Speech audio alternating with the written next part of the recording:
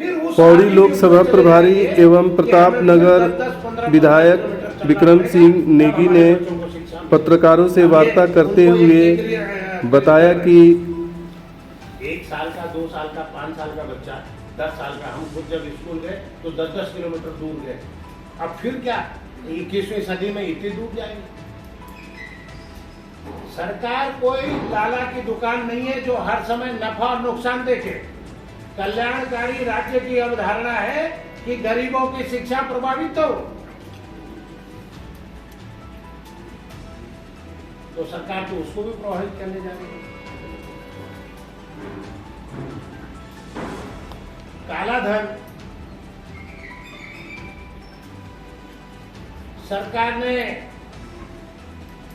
चारों तरफ कि काला धन इतना 1000 करोड़ रुपए है, वापस लाएंगे 15-15 लाख रुपए एक एक देशवासी के हिस्से आएंगे।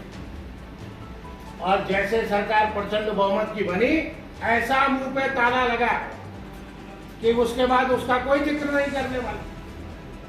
कहां गया काला धन? क्यों नहीं वापस लाया गया?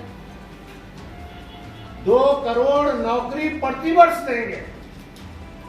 अरे साहब, हमने थोड़ी आपको मुंह पे कहा था कि आप कहो, आपने कहा तो कम से कम कुछ तो उसका पालन होता।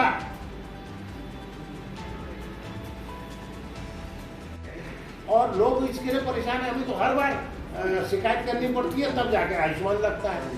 भारत सरकार ने, कांग्रेस ने सबको स्वास्थ्य अधिकार, 25 लाख का हेल्थ कवर, मुफ्त इलाज, अस्पताल, डॉक्टर, दवा, टेस्ट, सर्जरी। इन्होंने क्या कर रखा है? टेस्ट का कोई पैसा नहीं मिलेगा। उसमें कुछ बीमारियां जोड़ रखी है कांग्रेस ने, ये सबको जोड़ दिया 25 लाख रुपए।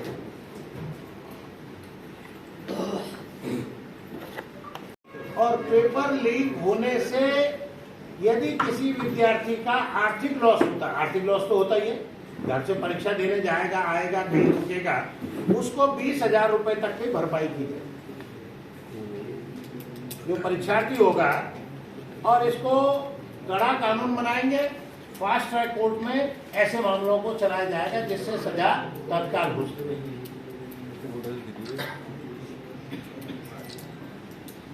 अग्निपथ योजना को समाप्त किया जाएगा, अग्निवीर, और इसके लिए फौज में सीधी भर्ती की जाएगी जो पहले से थी।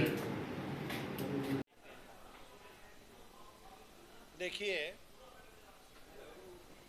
कहने को तो व्यक्ति जो मर्जी कह दे, ऐसा कौन सा हमारे यहाँ बाकी होते थे ना पहले, बाकी वो कह देते थे लोगों के भविष्य के बारे में, ऐसा कौन सा बाकी इनके पास है जो इन्होंने पहले बिना चुनाव के 400 पार का नारा दे रहे हैं? ये सब कुछ नहीं है, ये सब इवेंट बनाने के तरीके मोदी जी का, ये नया तरीका है जो इन्होंने पहले जो 10 साल शासन किया उसमें जो वायदे किए वही पूरे नहीं हुए। और खासकर हमारे उत्तराखंड के 5 सांसदों की जो भूमिका रही वो बहुत अच्छी नहीं रही। ये संसद में मौन रहे। उत्तराखंड के बहुत सारे ऐसे नवोदित प्रदेश के सवालात हैं।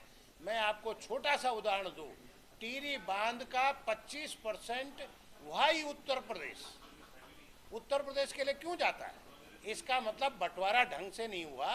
और हमारे सांसदों को चाहिए था कि वो इस मिट्टी में पैदा हुए, उनको इस बात की चिंता करनी चाहिए थी कि हम इस प्रदेश को न्याय दिला सके। इन्होंने आज तक उस विषय पे कहीं कोई बात नहीं की। इन्होंने उत्तराखंड के सवालों पे कहीं कोई बातचीत ही नहीं की। इसलिए यहाँ तो पूरे लोगों में नाराजगी है। लोग इस समय कांग्रेस को वोट देंगे। ये सब जो हमारा आस्था का प्रश्न है वो एकदम निजी विषय है। और अगर आपने भूमि पूजन किया, पहले तो आज तक हुआ नहीं कहीं, तो क्या पहले से वो अशुद्ध था कुछ क्या फील्ड? और जब पता लगा कि उसका दिन बार तो देख लेते। मुझे पता लगा कि अमावस्या के दिन जो है भूमि पूजन कर दिया, जो कतई ठीक नहीं माना गया।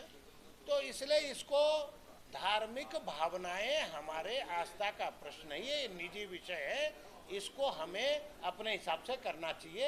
इसको बहुत आडंबर बना के नहीं करना चाहिए। भाजपा के काफी स्टार प्रचारक आ रहे हैं, कांग्रेस के कौन से स्टार प्रचारक उत्तराखंड में आएंगे और कहाँ?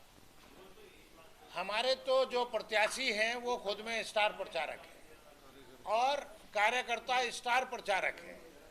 बहुत सारे लोगों के जाने के बाद मैंने कल धर्मपुर की सभा में भी देखा, बहुत बड़े स्तर में लोगों में गुस्सा था। मैंने गोपेश्वर में भी देखा, वहाँ लोगों में बड़ा गुस्सा था।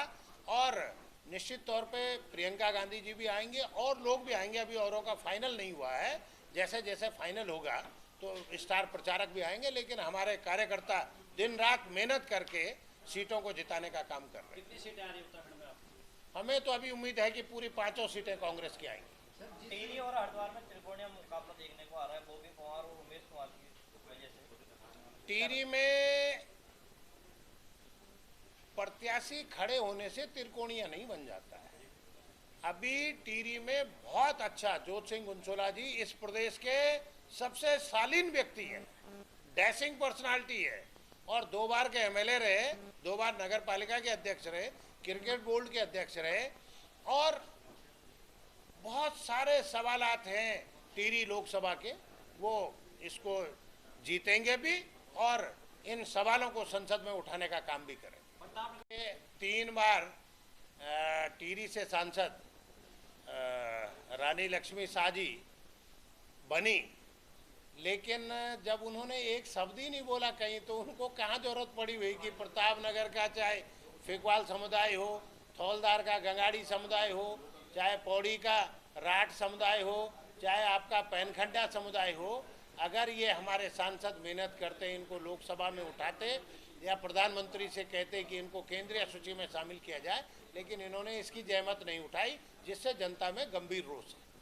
निधि जी फिर भी जीत रही है, जो है ना, खास तौर पर देखा जाए तो अभी सिर्फ सुमन फिल्म भी चल रही है, जो कि बीजेपी को कहीं न कहीं चुभ रही है, वो भी एक तरफ से नरेश खानदान के खिलाफ है। इस पर आपका क्या कहना है? फिर भी पब्लिक जीत रही है, क्या कारण है, कहाँ कमी रह रही है?